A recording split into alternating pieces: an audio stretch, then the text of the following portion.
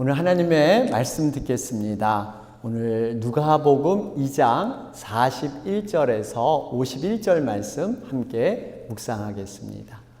누가복음 2장 41절에서 51절 말씀입니다. 제가 대표로 봉독해 올리겠습니다.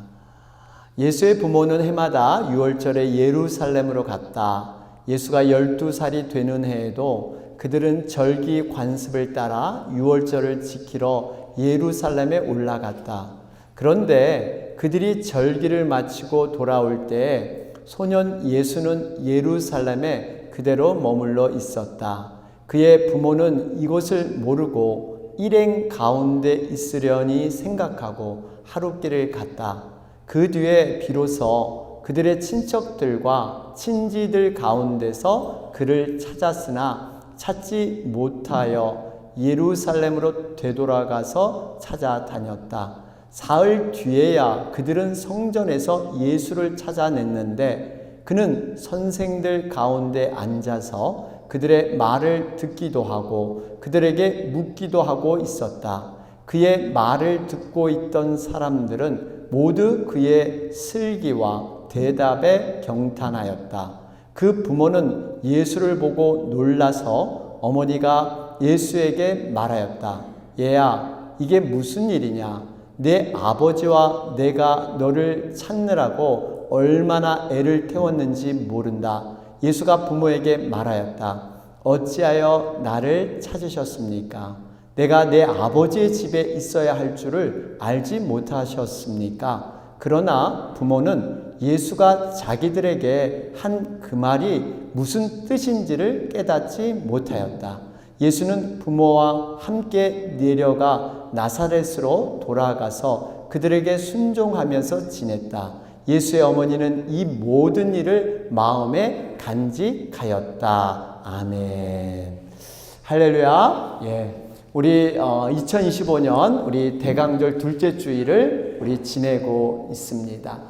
여러분, 이 대강절은 예수님이 오신 이 성탄을 준비하는 4주간의 기간이죠. 아마 그래서 여러분들 여기서 보면 이렇게 초가 이렇게 켜져 있습니다. 여러분, 이 초를 하나씩 켜면서 이제 대강절을 준비하는데, 초를 켜는 의미는 이제 이 세상의 빛을 밝히는 그러한 예수님을 준비하는 그러한 의미가 있습니다. 여러분, 대강절을 우리가 보내면서 기억해야 할 것은 크게 두 가지입니다. 하나는 예수님의 이 땅에 오심은 구약 때 약속대로 언약대로 그대로 진행돼서 오셨다는 것입니다. 여러분, 예수님이 태어나기 700년 전에 이사야 선지자를 통해서 예수님을 메시아로 보내겠다 하는 그 말씀이 여러분 그대로 이루어진 줄로 믿습니다. 이 이루어짐을 통해서 우리가 성경에 기록된 말씀이 앞으로 미래에 그대로 이루어진다는 거예요.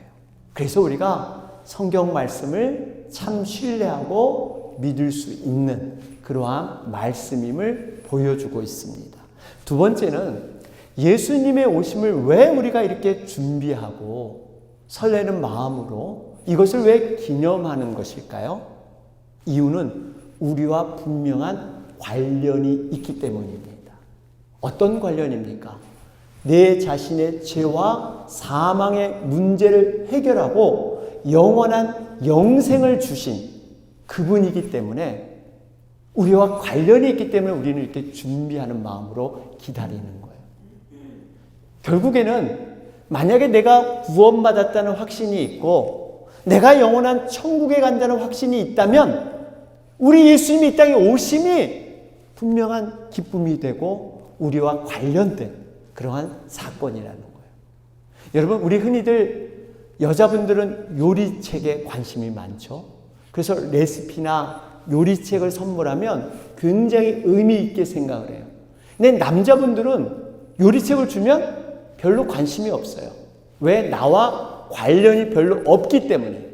결국 우리가 예수님의 그 오심이 관련되어 있다는 것은 분명한 영생, 구원, 이 확신을 얻었기에 예수님 오심이 우리에게 기쁜 소식, 죄와 사망을 이겨낸 기쁜 소식으로 우리에게 작용될 줄로 믿습니다.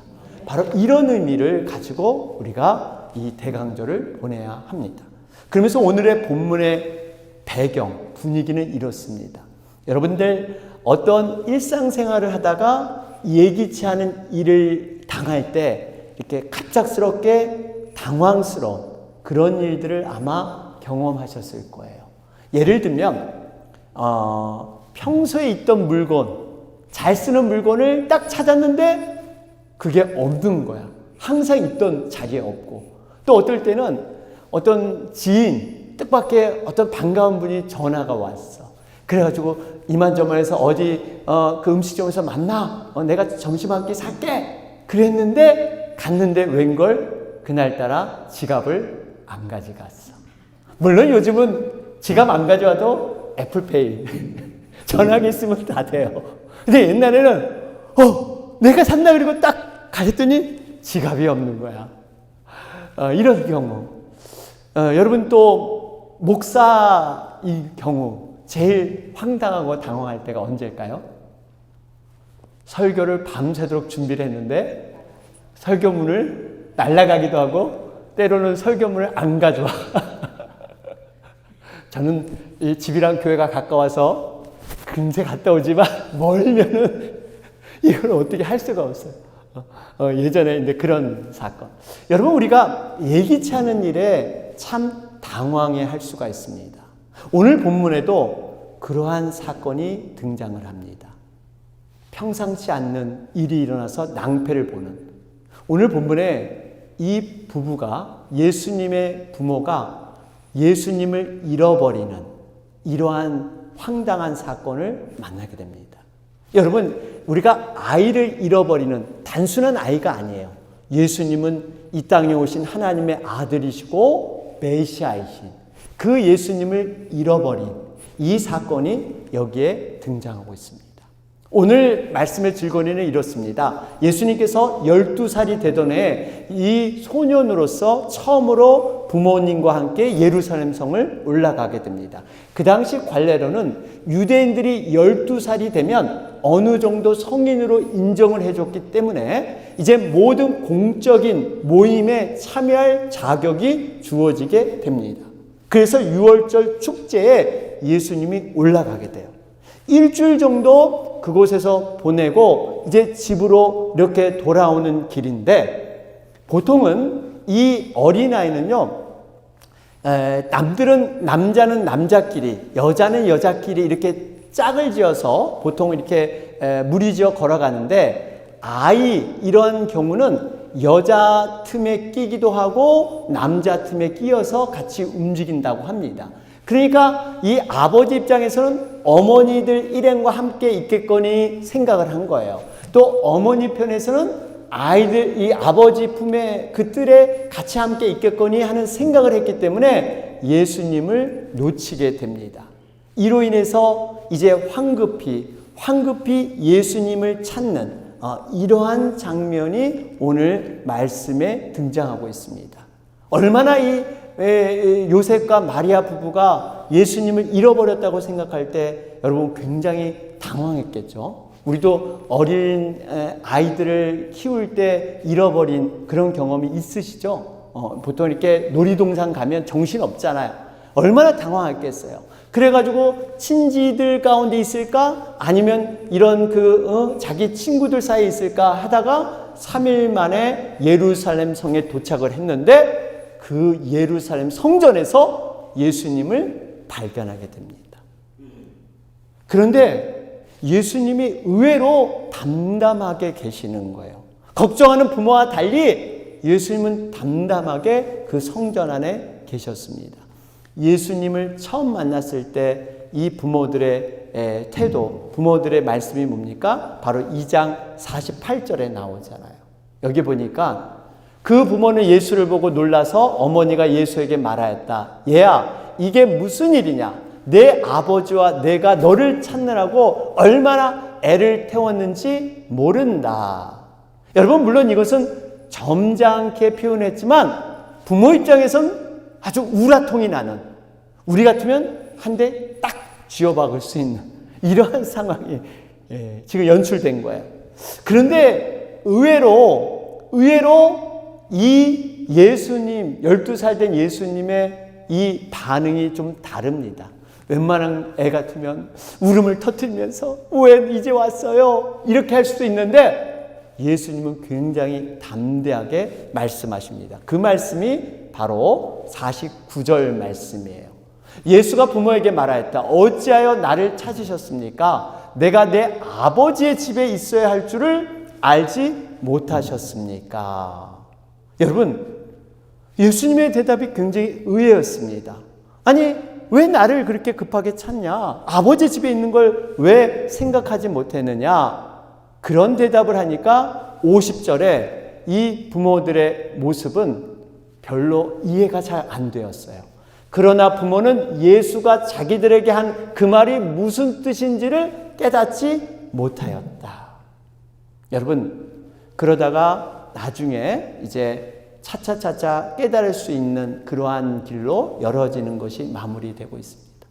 제가 오늘 이 말씀에서 여러분과 함께 나누고 싶은 그러한 포인트는 예수님의 부모님처럼 우리들도, 많은 크리스찬들도 예수님이 함께 있는 것 같지만 실상은 예수님을 놓치고 잊어버리고 사는 경우가 많이 있다는 것입니다.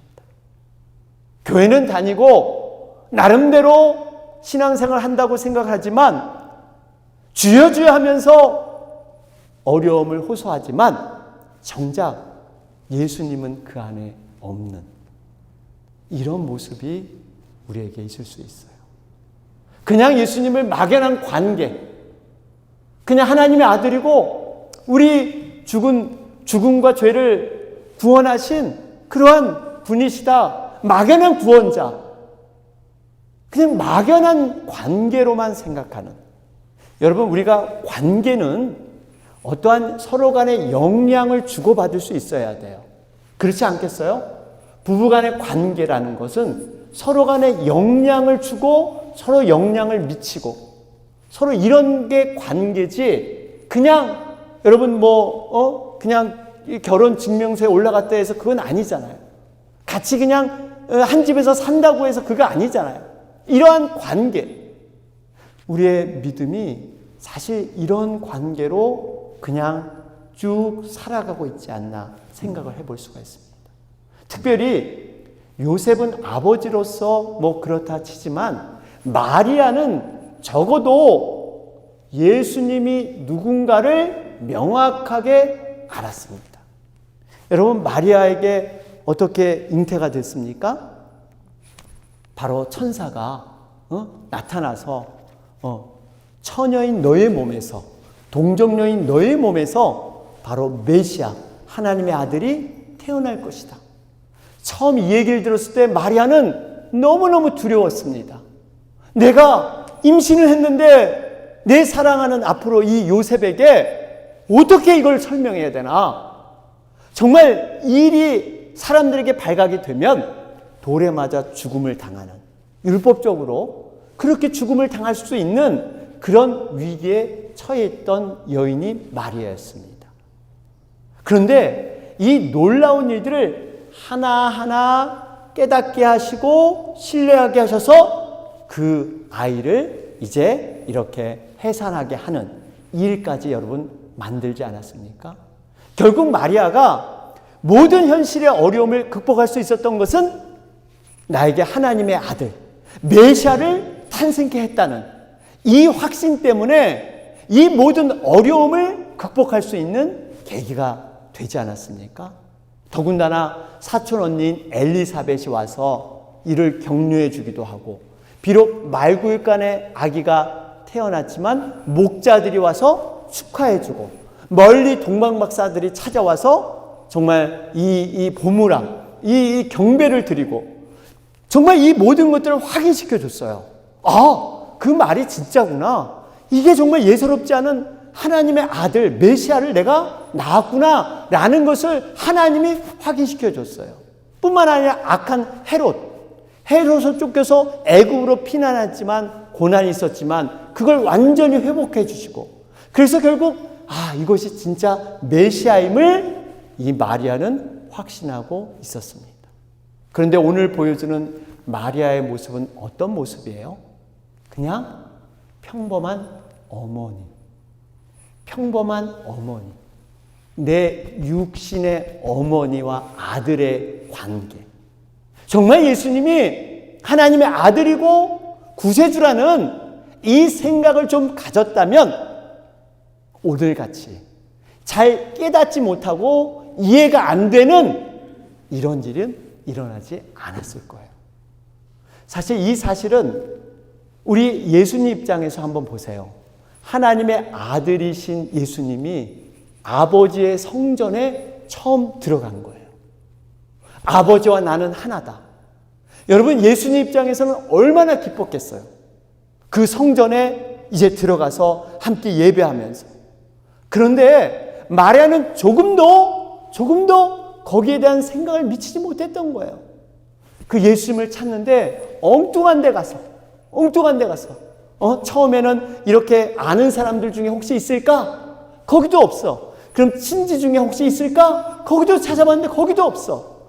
전혀 이 성전에 대한 예수님이 어떤 분인가를 그 출생에서 조금 생각해 봤다면 이것을 발견하고, 또 예수님이 무슨 말을 했을 때 저렇게 깨닫지 못하는 이런 일은 없었을 겁니다. 여러분, 우리도 마찬가지입니다. 그냥 우리 예수님과의 단순한 관계에서만 멈춰서는 안 됩니다.